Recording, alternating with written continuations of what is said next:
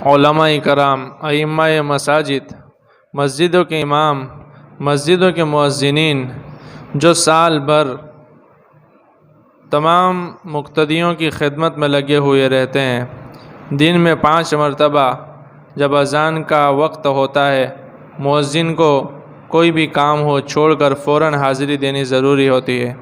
امام مسجد کہیں بھی حاضر ہو، اذان ہو گئی، اب نماز پڑھانے کے لیے 5 کلومیٹر، 4 کلومیٹر، 10 کلومیٹر کہیں پر بھی گئے ہو، وہاں سے دوڑ بھاگ کر کے بیچارے ہماری خدمت کے اندر حاضر ہو جاتے ہیں۔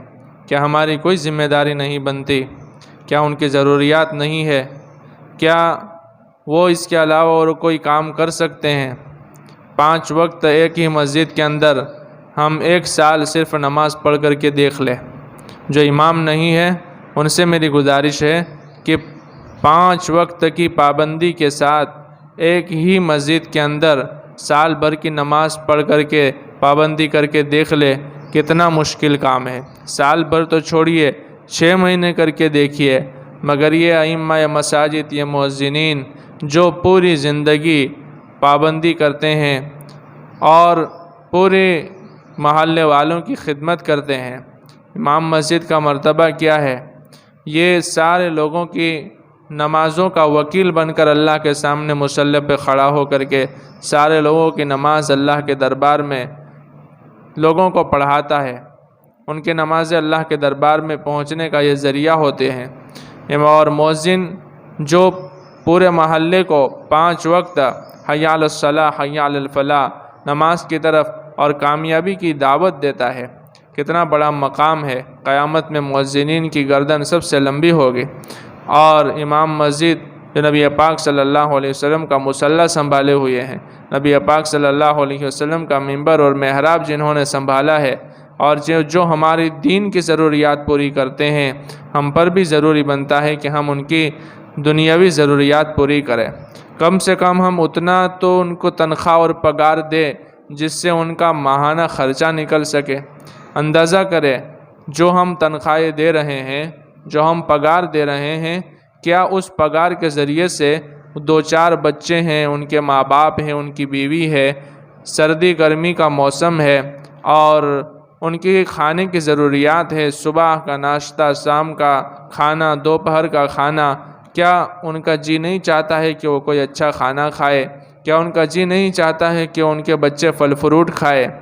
میرے بھائیوں اور میرے بزرگوں، رمضان کا مہینہ ہے، محلے کے متولیان، ٹرسٹی حضرات مسجد کے جمع ہو کر کے بیٹھے، نوجوان جمع ہو کر کے بیٹھے، دل پر لے۔ جب دل پر لیں گے کوئی کام مشکل نہیں ہوگا۔ ہمارے گھر کے اندر شادی ہوتی ہے، 4 دیگیں، 5 دیگیں، 6 دیگیں بنانے کا پیسہ ہم کر لیتے ہیں۔ 2 بچے کی شادی ہوئی، پھر 1 بچے کی ہوئی، پھر 1 بچی کی ہوئی، کتنا خرچہ ہم کرتے ہیں۔ ایک آدمی کے فرنیچر کا، مکان کے فرنیچر کا خرچہ 1 لاکھ سے کم نہیں ہو رہا ہے۔ ایک دیگ کا خرچہ 15,000 17,000 سے کم نہیں ہو رہا ہے۔ لیکن وہیں امام مسجد جو ہمارے بچے کا نکاح پڑھائے گا، اسے ہمیں 1,000-2,000 روپے ان کے لیے نہیں نکلتے ہیں۔ امام مسجد جو ہم پورے سال نمازیں پڑھاتا ہے، ان کی خدمت کے لیے ہمیں انہیں ہدیے کے لیے 500، 1,000، 2,000 روپے ہمارے جیب سے نہیں نکلتے ہیں۔ ان کے پگار دینے کے سال کے 1,000-2,000 ہماری جیب سے نہیں نکلتے ہیں۔ اندازہ لگائیے۔ ہمارے یہاں بھی امام صاحب الحمدللہ، جب امام رکھنا طے ہوا، لوگوں نے کہا 8,000 روپے تنخواہ ہوگی۔ میں نے کہا 8,000 میں کچھ نہیں ہوتا، میں خود امام ہوں، 10,000 روپے تنخواہ ہوگی اور پہلا پگار اور پہلی تنخواہ ہم ادا کریں گے۔ اس کے بعد الحمدللہ سارا مسئلہ حل ہو گیا۔ ایک آدمی اور تیار ہوا، تیسرا ہوا، چوتھا ہوا، 5واں ہوا، یہاں تک کہ 10 پگار، 10 تنخواہیں 10 آدمی دے دیتے ہیں اور 2 پگار وہ الگ الگ لوگ مل کر کے دیتے ہیں۔ تو میرے بھائیوں، میں مسجد کے نوجوانوں سے کہتا ہوں، کم سے کم اپنا 1 روزینہ، اپنا 1 روز تو مسجد کے امام کو مہینے کا دے دو، تاکہ اس کی اچھی تنخواہ ہو سکے، اس مؤذن کی اچھی تنخواہ ہو سکے۔ جس کے بچے ہیں اس کے بھی کپڑے کی ضروریات ہے، عید ان کے گھر میں بھی آتی ہے، خوشی غمی ان کے گھر کے اندر بھی آتی ہے، ان کے بچے بڑے ہوں گے، مکان ان کو بھی بنانا ہے، شادیاں ان کو بھی کرنی ہے۔ ایمانداری سے بتاؤ اس وقت جو ہم امام مسجد کو اور مؤذنین کو تنخواہ اور پگار دیتے ہیں، اس سے ان کے بچوں کے گھر بن سکتے ہیں، ان کی شادیاں ہو سکتی ہے۔ یہ شادی اور گھر تو دور کی بات ہے، آپ ایمانداری سے بتائیے کیا 3 وقت کا کھانا، دال اور چاول، روٹی، یہ 3 وقت کا کھانا اس پگار سے کھا سکتے ہیں؟ اللہ کو ہم کیا جواب دیں گے؟ یہ ظلم ہے، ظلم ہے، پھر کہتا ہوں ظلم ہے۔ اللہ میاں کے دربار میں ہمیں اس کا جواب دینا پڑے گا۔ اس لیے سوچیں، کوئی بڑی بات نہیں ہے، فضول خرچیاں کرنے کے واسطے ہمارے پاس ہزاروں نہیں لاکھوں روپئے ہیں، شادیوں میں اڑانے کے لیے ہمارے پاس لاکھوں روپئے ہیں، دیگے کھلانے کے لیے ہمارے پاس ہزاروں لاکھوں روپئے ہیں، فرنیچروں پر خرچ کرنے کے لیے ہمارے پاس لاکھوں روپئے ہیں، موبائل اور اس کے ریچارج پر خرچ کرنے کے لیے ہمارے پاس ہزاروں لاکھوں روپئے ہیں، سب کچھ ہے ہمارے پاس۔ اگر نہیں ہے تو محلے کے اس امام صاحب کی تنخواہ کے پیسے نہیں ہے جو 5 وقت ہماری خدمت میں لگا رہتا ہے، اس مؤذن کی تنخواہ کے لیے نہیں ہے جو 5 وقت ہماری خدمت کے اندر لگا رہتا ہے۔ اس لیے سوچنے کا مقام ہے۔